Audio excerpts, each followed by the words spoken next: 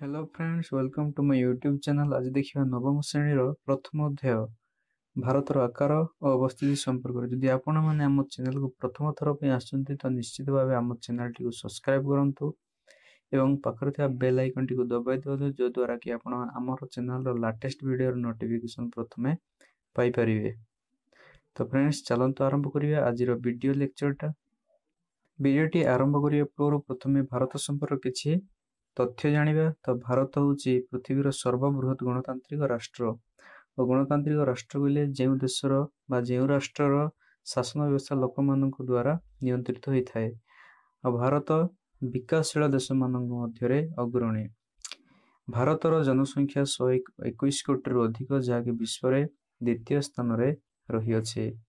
एवं भारतर वैशिष्ट्य होउची विभिन्नता मध्यरे एकता, कारण एठारे भूमि रूप जीवजंतु खाद्यपेय मनुष्यर वृत्ति वेश पोषाक इत्यादि भिन्न देखा जाए एवं विभिन्न भाषाभाषी लोक और विभिन्न धर्मर लोक एठारे मिलेमिशि रही थांती। एते भिन्नता थाई मध्य आम देशर जो एकता थिबा कारणरू भारत को उपमहादेशर आख्या दिया जाइछे। भारत गोटे विशाल देश, जहाँकि मूल भूखंड और दुईटी द्वीपपुंज को नहीं गठित। मूल भूखंड कहले आम देशर जो भौगोलिक सीमारेखा मध्य रही भूभाग को आम मूल भूखंड कहवा। एवं दक्षिण पश्चिम दिगरे रही अरब सागर स्थित लाक्षाद्वीप और दक्षिण पूर्व स्थित बंगोपसागर रही अंडमान और निकोबर द्वीपपुंज। लाक्षाद्वीप, अंडमान निकोबर द्वीपपुंज एवं मूल भूखंड को लेकिन भारत गठित होइछे। हमर पृथ्वी पृष्ठरे बा मध्य भागरे 0 डिग्री काल्पनिक रेखा अंकन करा जाइछे एवं सेही काल्पनिक रेखा को आमे विषुव रेखा बोली कहिथाउ। एवं एई जो विषुव रेखा हमर पृथ्वी को दुई समान भागरे भाग करूअछे। उत्तर भाग को आमे उत्तर गोलार्ध बोली कहिथाउ एवं दक्षिण भाग को दक्षिण गोलार्ध बोली कहिथाउ। एवं आम भारत संपूर्ण रूपे उत्तर गोलार्ध रे अवस्थित और भारत एशिया महादेशर दक्षिण भाग रे रही अच्छे। तो देखिले भारत पृथ्वीर संपूर्ण रूपे उत्तर गोलार्ध रे और एशिया महादेशर दक्षिण भाग रे अवस्थित। भारतर अवस्थिति होची बा भारतर मूल खंडर अवस्थिति होची 8 डिग्री 4 मिनिट उत्तर समाक्ष रेखा और 37 डिग्री 6 मिनिट उत्तर समाक्ष रेखा मध्य रही अच्छे। एवं 68 डिग्री 7 मिनिट पूर्व द्राघिमा और 98 डिग्री 25 मिनिट पूर्व द्राघिमा मध्य रही अच्छे। तो समाक्ष रेखा और द्राघिमा रेखा कौन, तो चलंतु देखिबा। तो पृथ्वीर केंद्र रे एक काल्पनिक रेखा टना जाको विषुववृत्त कहिथाउ एवं तार समांतर रे अन्य दुईटी रेखा अंकन करा अछि।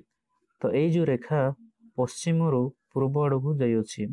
तो पश्चिम रु पूर्व आड़ को जे रेखा गुडी को जाई अछि, तो सेई रेखा मानन को आमे समाक्ष रेखा बोले कहिथाउ।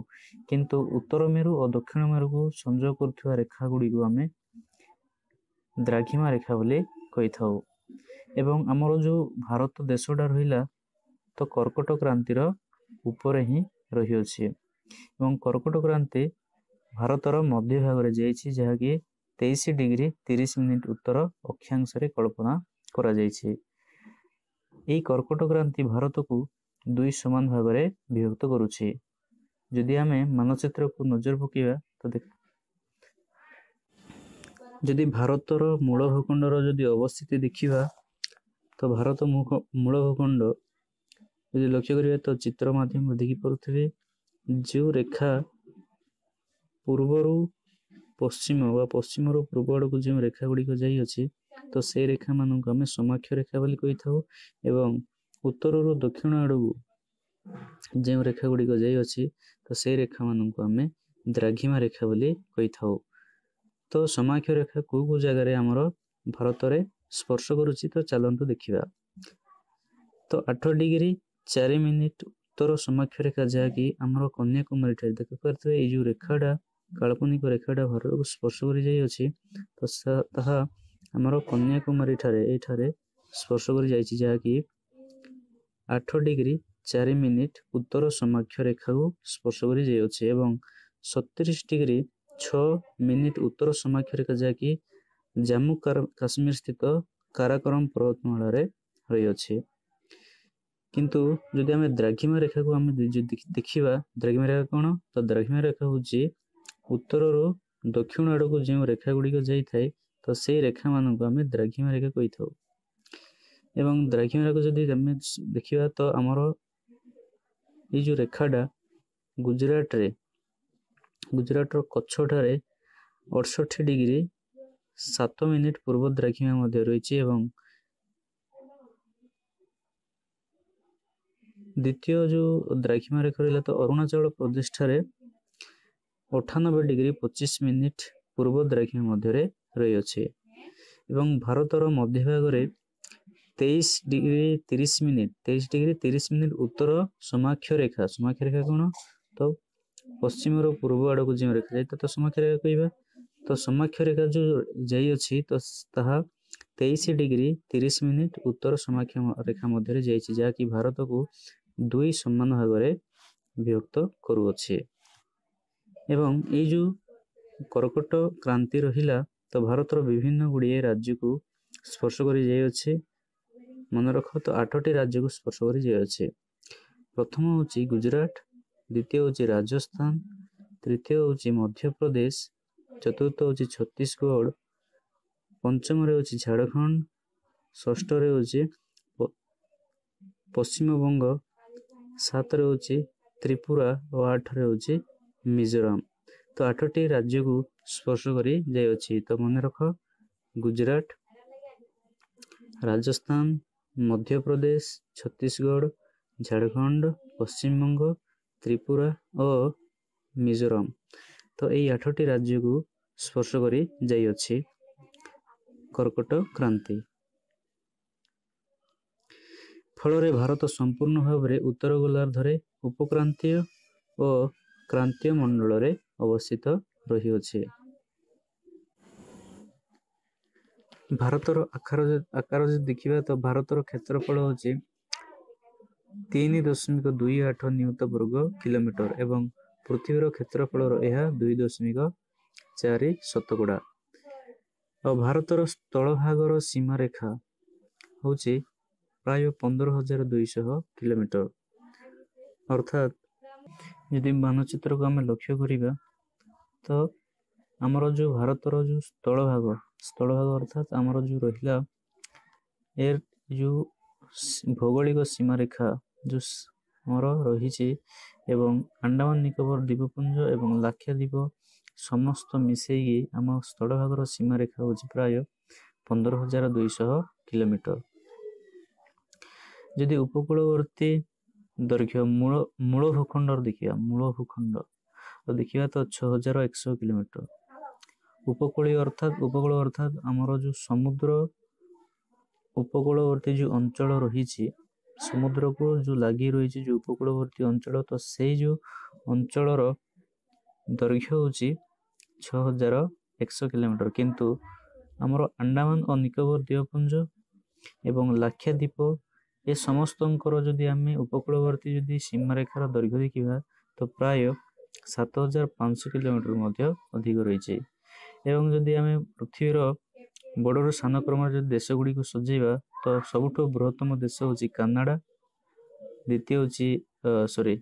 ସବୁଠୁ ବଡ଼ ଦେଶ ହେଉଛି ରୁଷିଆ, ଦ୍ୱିତୀୟରେ କାନାଡ଼ା, ତୃତୀୟରେ ଯୁକ୍ତରାଷ୍ଟ୍ର ଆମେରିକା, ଚତୁର୍ଥରେ ଚୀନ, ପଞ୍ଚମରେ ବ୍ରାଜିଲ, ଷଷ୍ଠରେ ଅଷ୍ଟ୍ରେଲିଆ ଏବଂ ଭାରତ ହେଉଛି 7ମ ବୃହତ୍ତମ ଦେଶ। ଆଉ ଭାରତର ଦକ୍ଷିଣତମ ସ୍ଥାନ ହେଉଛି ଇନ୍ଦିରା ପଏଣ୍ଟ। ଇନ୍ଦିରା ପଏଣ୍ଟ କେଉଁଠି ରହିଛି? ତ ମନେ ରଖିବେ ଆଣ୍ଡାମାନ ଓ ନିକୋବର ଦ୍ୱୀପପୁଞ୍ଜରେ ରହିଅଛି। ମାନେ ଏଇ ଯେଉଁ ଦ୍ୱୀପପୁଞ୍ଜ ଯେଉଁ ରହିଲା ତାର ଯେଉଁ ଶେଷ ଭାଗରେ ଆମର ଇନ୍ଦିରା ପଏଣ୍ଟ ରହିଅଛି। ଏବଂ ମୂଳ ଭୂଖଣ୍ଡର ଯଦି ଦକ୍ଷିଣତମ ସ୍ଥାନ ଯଦି କହିବା ତ ଏଠାରେ ରହିଛି ଆମର କନ୍ୟାକୁମାରୀ, ଯେଉଁଟାକି ତାମିଲନାଡୁ ରାଜ୍ୟରେ ରହିଅଛି। ବର୍ତ୍ତମାନ ଦେଖିବା ଭାରତ ଓ ପୃଥିବୀ ସମ୍ପର୍କରେ। ତ ଭାରତ एशिया महादेशर मध्य भाग में रही अर्थात कहीपर पश्चिम एशिया एवं एपटे रही पूर्व एशिया और पश्चिम एशिया और पूर्व एशियार मध्य भाग रही आमर भारत भूखंड एवं भारत गोटे बृहत उपद्वीपीय राष्ट्र।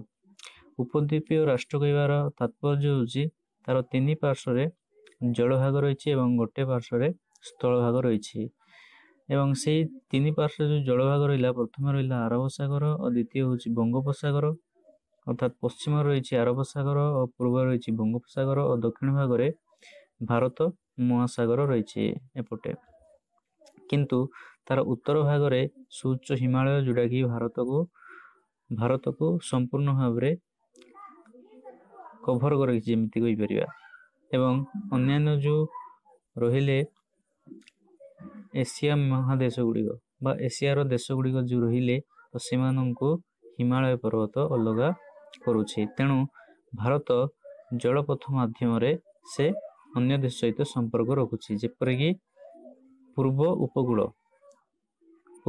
सहित पूर्व एशिया देश मान सहित एवं पश्चिम उपकूल सहित विभिन्न यूरोप बहुत गुड़िए देश मान सहित जलपथरे संपर्क स्थापन करिपारिछे एवं भारतर जदि आम द्राघिमा रेखा देखा द्राघिमा रेखा कौन द्राघिमा रेखा हूँ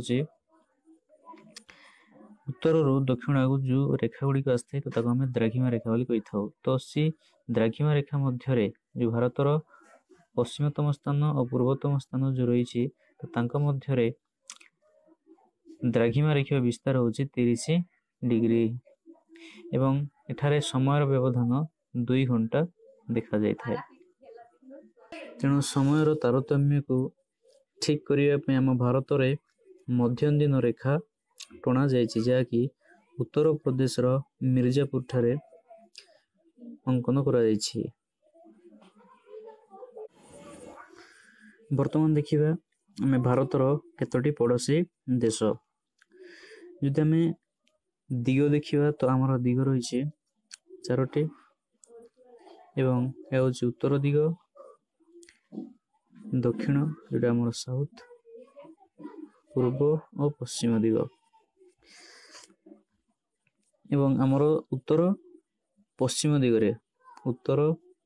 दिग आड़े पटे क्यों देश रही तो मन रखिए पाकिस्तान देश देख पाकिस्तान देश रही अच्छे एवं उत्तर रे आम रही चीन देश एवं नेपाल आउ रही भूटान देश एवं पूर्व रही बांग्लादेश और म्यांमार पूर्व बांग्लादेश और म्यांमार 2टी देश रही एवं दक्षिण भाग रही आमर श्रीलंका और श्रीलंका रही आमर लाक्षाद्वीप और लाक्षाद्वीप पुंज मान तले रही मालद्वीप जहाँकि आमर गोटे पड़ोसी देश अटे श्रीलंका और भारत मध्य एक संकीर्ण जलराशि रही देखिए मानचित्र में संकीर्ण जलराशि को आम पक प्रणाली कहवा जहाँकि आमर भारतर मूल भूखंड और श्रीलंका को संपूर्ण रूपे अलग करुछे और देखिबा तो अंडमान और निकोबर द्वीपपुंजर अनति दूर में विभिन्न गुड़िए पड़ोसी देश रही से हेले इंडोनेशिया मालयेशिया और थाईलैंड जहाँकि तुम्हें मानचित्र माध्यम देखिपर तो फ्रेंड्स वीडियोटी आपन केमिति लागिला जदि भल लागिला निश्चित भाव गोटे लाइक करंतु और निजर सांग मानक जेमिति अन्य छात्र छात्री मानक मध्य वीडियोटी शेयर करंतु जो द्वारा कि अन्य छात्र छात्री माने मध्य उपकृत होई परिबे जदि आपनको जदि अन्य कोनोसी चैप्टर जदि वीडियो जदि दरकार तो निश्चित भाव कमेंट सेक्शन रे लिखि दियंते और जदि कोनोसी जिंस जदि डाउट रहिला तो निश्चित भाव कमेंट रे जणैबे।